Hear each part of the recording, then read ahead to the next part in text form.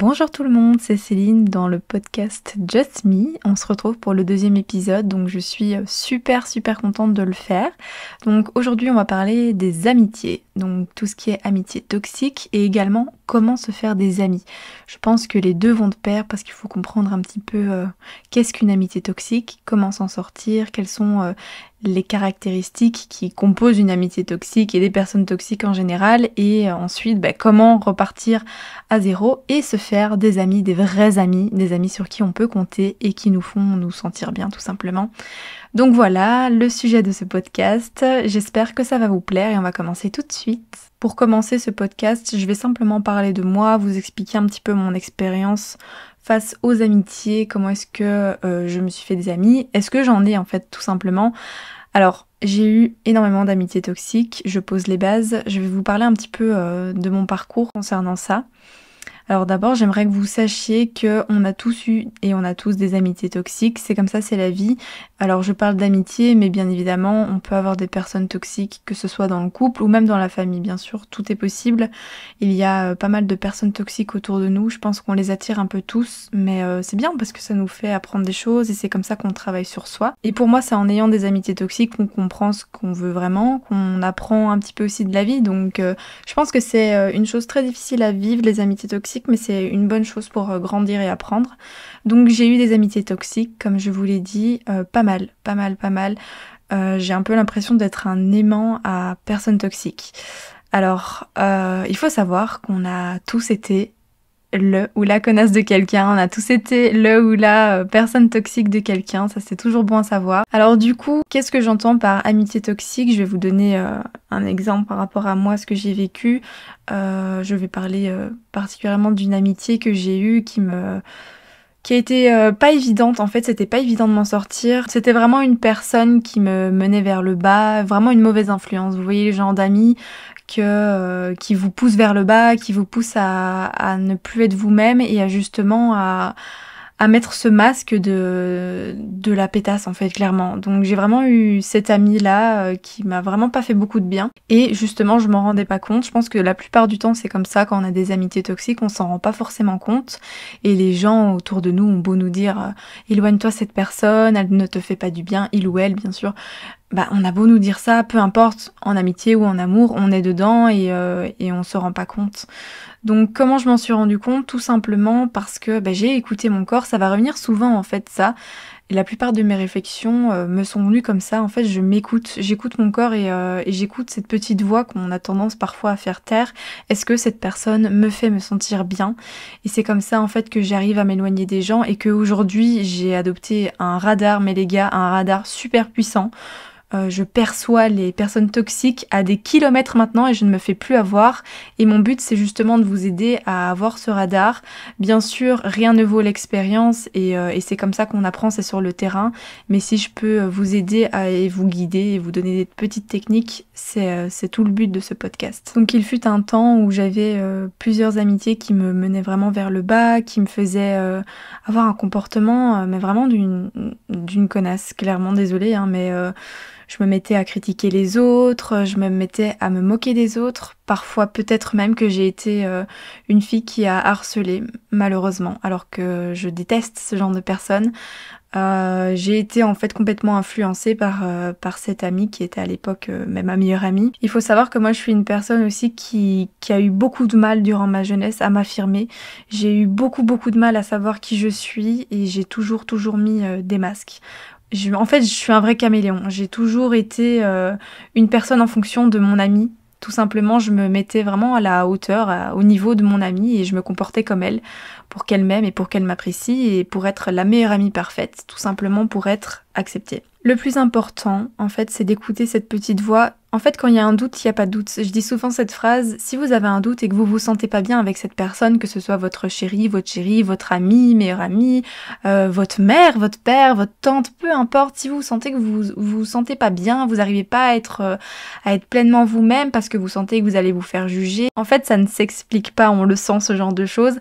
Le meilleur conseil que je peux vous donner dans cet épisode, c'est simplement d'écouter cette voix. Je sais que ça paraît très simple, mais en fait c'est tellement compliqué, je sais à quel point c'est compliqué parce que cette voix on la fait taire en permanence, mais croyez-moi que c'est votre meilleur guide et c'est en commençant à l'écouter que vous allez vous entraîner à l'écouter et de plus en plus arriver à vous faire respecter et du coup à vous éloigner de toutes ces amitiés et relations toxiques en général. Également dans le dernier épisode, je vous ai parlé de la jalousie, donc dans les relations quelconques, quand la jalousie et la possessivité sont là, franchement, prenez vos jambes à vos coups et barrez-vous. Franchement, c'est un super bon avertissement. Et il y a plein de choses comme ça, quand la personne vous rabaisse, quand la personne vous fait remarquer des petits complexes que vous avez chez vous. Posez-vous cette question, est-ce que moi je le ferais ? Est-ce que cette personne, ce qu'elle me fait subir, est-ce que moi je la lui ferais ? Et à ce moment-là, si la réponse est tout simplement non, c'est que cette personne ne vous respecte pas et vous ne vous respectez pas puisque vous acceptez ça. Vous comprenez ? Et en fait, c'est vraiment cette notion de je vais me faire respecter maintenant parce que je mérite le respect. Je mérite autant de respect que je donne de respect à cette personne. Et c'est souvent comme ça, je ne sais pas si c'est votre cas, mais moi dans les relations toxiques que j'ai eues, je cautionnais des choses chez les autres et je leur donnais des excuses en me disant « Ah mais cette personne ne dit pas ça pour penser mal. Oh si cette personne me dit que j'ai grossi et que je ferais bien de faire du sport, c'est un conseil. » Vous voyez, c'est alors qu'on sait, on le sait. On le sait que c'est pas des conseils et que c'est juste parce que ces personnes-là, elles ne se sentent pas bien dans leur peau et du coup critiquent les autres, vous critiquent vous parce qu'elles ne se sentent pas bien. Mais ça, sachez-le, on est tous un petit peu malades et ça nous est tous un petit peu arrivé de critiquer les autres. Je pense que c'est humain, mais il faut savoir se rendre compte et changer. Parce que sinon ça pourrit à l'intérieur et vous allez devenir quelqu'un de mauvais. Parce que pour moi, critiquer les autres, c'est mal. C'est juste tu balayes devant la porte des autres, mais parce que t'as trop peur de balayer devant ta porte et de voir ce qui s'y trouve, tout simplement. Donc, incarnez une bonne personne, soyez la personne que vous voulez être, soyez l'ami que vous voulez avoir. C'est super important en fait ça. Parce que en vrai, c'est un cercle vicieux permanent parce que vous vous plaignez d'avoir des personnes toxiques autour de vous. Ok. Moi, je me suis plaint pendant des années d'avoir des amitiés toxiques, je me suis plaint d'être entourée de personnes toxiques et j'avais un petit peu ce rôle de victime, voilà. J'avais ce rôle de victime, clairement, parce que je me plaignais, je pointais du doigt ces personnes-là. Mais en attendant, qu'est-ce que j'ai fait toutes ces années pour changer ça ? Rien. Rien, parce que je suis restée dans ces relations-là et j'ai cautionné. Pendant des années, j'ai cautionné. J'ai cautionné des critiques, j'ai cautionné de la méchanceté, j'ai cautionné énormément de choses et c'est de ma faute. C'est de ma faute parce que je suis responsable. On est tous responsables de nos choix, vous savez. Et souvent, on vient me voir en privé et on me demande « Céline, qu'est-ce que tu ferais à ma place ? Je suis dans une relation tellement horrible, je me sens mal, mais je l'aime, etc. » Mais qu'est-ce que tu veux que je te dise ? À part juste « écoute-toi ». Et vous savez, souvent j'ai l'impression que ces personnes-là se plaignent et se positionnent en victime et parce que ça leur convient bien d'être en victime et parce qu'elles n'ont pas le courage de se barrer. Et je peux comprendre, parfois ça fait peur, c'est compliqué. C'est compliqué, je le sais, c'est compliqué parce que tout notre monde parfois tourne aussi un petit peu autour d'une et même personne. Moi, c'est comme ça. C'est vraiment comme ça que j'ai fonctionné pendant des années, que ce soit en amitié ou en couple. Tout mon monde tournait autour de la même personne. Et donc, ça rend les choses beaucoup plus compliquées pour se barrer. C'est normal. Donc voilà, le meilleur conseil que je puisse vous donner, juste écoutez-vous et apprenez et commencez à vous faire respecter parce que vous méritez le respect. Et incarnez la personne que vous voulez avoir dans votre vie. Parce que si vous voulez avoir des personnes bien dans votre vie, mais que vous êtes quelqu'un de mal parce que la vie a fait que vous êtes devenu quelqu'un peut-être d'aigri ou quelqu'un qui critique les autres, c'est pas grave, vous pouvez changer, il n'y a pas de souci. Mais juste changez maintenant, sinon vous allez continuer à vous attirer des personnes qui vous respectent pas et ça va être un cercle vicieux. C'est vraiment ça en fait, c'est cette notion de cercle vicieux permanent. Et en fait, tant que vous n'aurez pas le déclic et tant que vous n'allez pas dire non, ça va continuer. Voilà, je préfère être claire avec vous, ça va continuer. Et en fait, je vous dis tout ça parce que je suis le meilleur exemple. Pendant des années, je vais vous parler un petit peu de mes relations amoureuses. J'ai pas eu que des relations toxiques, mais on va dire 99% sont des relations toxiques. Et en fait, j'ai jamais compris pourquoi. J'ai jamais compris pourquoi. Pourquoi moi ? Vous voyez, c'est vraiment ce truc de mais pourquoi moi ? Qu'est-ce que j'ai mérité ? Qu'est-ce que j'ai fait pour mériter ça ? Et c'est simplement parce que j'avais pas compris ma valeur. C'est tout simplement pour ça. Et du jour au lendemain, enfin pas du jour au lendemain, je mens. Petit à petit, je me suis rendu compte que, en fait non, là ce qu'il me dit, non, ça me blesse. Est-ce que moi je le ferais ? Non. Est-ce que je l'accepte? Non, je l'accepte plus, c'est fini. Et en fait, au fur et à mesure des relations, il en a fallu quand même beaucoup. Il a fallu des années où on m'a fait beaucoup de mal, où j'ai beaucoup souffert. Mais il m'a fallu ça pour comprendre ma putain de valeur. Désolée, hein. Mais c'est vrai, c'est vraiment ça. Il faut souffrir pour comprendre sa valeur. C'est grave ça quand même, non? Donc j'ai compris ma valeur et depuis tout se passe beaucoup mieux parce que je me suis éloignée de ces personnes-là et comme je vous dis j'ai vraiment adopté ce radar de ah cette personne elle me veut du mal ou peu importe de quelle manière c'est un vampire énergétique. Voilà, moi c'est vraiment comme ça que je les appelle. Ce sont des vampires énergétiques, ce sont des gens ils sont pas foncièrement mauvais, mais la vie et le fait qu'ils aient eu un vécu et qu'ils aient pas forcément guéri ça, qu'ils ont plein de casseroles sur les épaules et qu'ils sont totalement dans le déni, ben ça les rend totalement mauvais et c'est vraiment ça pourrit à l'intérieur, vous voyez. Mais ces personnes-là, même si inconsciemment ils veulent pas vous faire du mal, dans la réalité des choses, ils vous le font parce qu'ils souffrent. Ils souffrent profondément et ils font du mal. En fait, c'est vraiment, vous pouvez l'imaginer un petit peu comme des ombres noires qui essayent de s'agripper à vous, ils s'approchent avec leurs mains et c'est comme s'ils voulaient aspirer toute votre énergie. Il faut savoir dire non, il faut savoir s'éloigner, faire un pas en arrière, observer et se dire non. Là, je dis non. Et même si c'est super compliqué, je sais pas si vous êtes un petit peu comme moi, j'aurai l'occasion d'en reparler dans un prochain podcast. Personnellement, je suis un aimant à ce genre de vampire énergétique parce que les gens sentent que je suis quelqu'un de gentil, quelqu'un de tolérante, quelqu'un de très sensible et ils le sentent. Je sais pas expliquer, j'ai du mal à comprendre encore comment ça fonctionne, mais juste ils le sentent. Je suis la parfaite cible pour ce genre de personnes et c'est super important si vous êtes comme moi d'adopter ce radar. Soyez observateur et peut-être que ouais, il va falloir que vous souffrez, il va peut-être falloir que vous passez par toutes les étapes que je suis passée pour comprendre, mais si à travers ce podcast j'arrive peut-être à vous faire avoir des petits déclics et à vous faire comprendre certaines choses, moi j'aurais tout gagné, mais la seule vraie chose que j'ai à vous dire, c'est juste écoutez votre petite voix. Elle est pas là pour rien, cette petite voix, elle est pas là. Elle est pas là juste pour nous ennuyer, et même si souvent on lui dit juste non, là tu te tais, là, laisse-moi kiffer ma vie. Non, là t'es pas en train de kiffer ta vie, si elle te parle, c'est qu'il y a un souci. Donc voilà, et arrêtez de faire les victimes. On n'est pas victime de sa vie, hein, les gars. Tous nos choix, les gens qu'on rencontre, etc., c'est nos choix. C'est nous qui avons décidé d'aller vers ces gens ou de laisser ces gens entrer dans notre vie.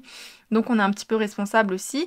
Et c'est de notre ressort de dire à un moment donné, non, là, j'accepte plus. Donc voilà, en ce qui concerne les relations toxiques, et je voulais vous parler du coup de comment se faire des amis. Bien sûr, là je vais vraiment vous donner mes conseils. Encore une fois, tout ce que je dis n'est pas la vérité, c'est ma vérité, et vous prenez ce que vous avez envie de prendre, et vous rejetez ce que vous avez envie de rejeter, bien sûr. Je ne dis pas que j'ai la science infuse, je vous fais juste part de moi, mon expérience, ce que j'ai appris, ce que j'ai entendu et ce que j'ai lu. Donc comment se faire des amis, pour moi la chose la plus importante, après avoir connu sa valeur et surtout avoir appris à se faire respecter et à dire non, c'est tout simplement de s'intéresser à l'autre.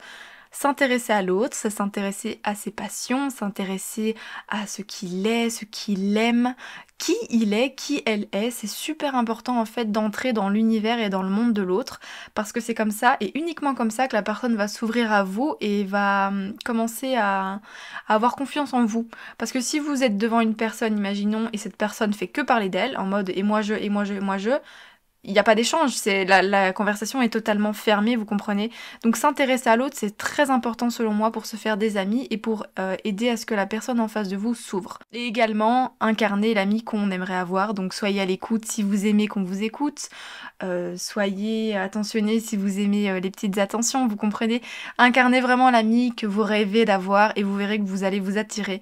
C'est vraiment une question d'énergie, hein. Soyez la personne que vous voulez avoir dans votre vie et ça s'arrête à là. C'est aussi simple que ça. Ça paraît très simple, hein, mais en réalité, c'est très compliqué. C'est très compliqué de vraiment et sincèrement s'intéresser à quelqu'un d'autre parce que vous savez, la plupart des personnes posent des questions plus par curiosité malsaine ou pas vraiment en s'intéressant sincèrement à la personne, juste oh, tu fais quoi dans la vie, qu'est-ce que t'aimes, et ça s'arrête à là. Intéressez-vous profondément à la personne et sincèrement. Ayez de la qualité de présence, soyez vraiment là à 100% dans le présent avec la personne et la personne va le ressentir et va automatiquement s'ouvrir à vous et avoir confiance en vous. Voilà, Comment se faire des amis selon moi. Bien sûr, il y a plein d'autres paramètres.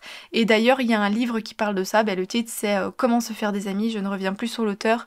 N'hésitez pas à aller voir sur Google, vous le retrouverez directement. Et c'est un petit peu de là aussi que j'ai appris ce que je vous dis. Donc, si ça vous intéresse ce sujet, n'hésitez pas à vous procurer ce livre. Donc voilà, en ce qui concerne les amitiés, comment se faire des amis et tout ce qui est amitié, relations toxiques. J'espère que cet épisode vous aura plu.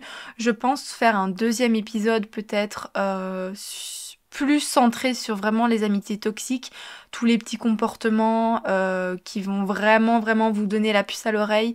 Il y en a une tonne, hein, il y a vraiment une tonne, mais juste si la personne vous rabaisse, si la personne vous fait des critiques, si la personne vous empêche d'être vous-même, si la personne vous façonne un masque, si la personne vous empêche de faire telle ou telle chose, si la personne vous incite à faire telle ou telle chose qui vous ressemble pas, tout ça c'est des petits indicateurs, mais je pense que je vais faire un autre épisode sur ça, dites-moi si ça vous intéresserait.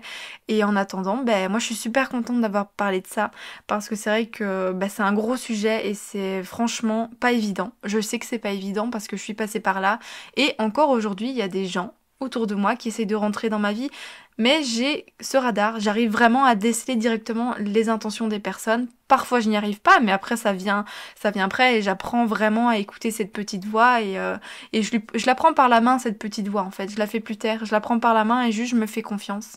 Juste faites confiance à votre intuition, et encore une fois ça vient du ressort de faites-vous confiance à vous, ayez confiance en vous. Toutes vos émotions, vos ressentis, on peut se tromper, mais la plupart du temps, croyez-moi, on se trompe pas. Et quand il y a un doute, il n'y a pas de doute.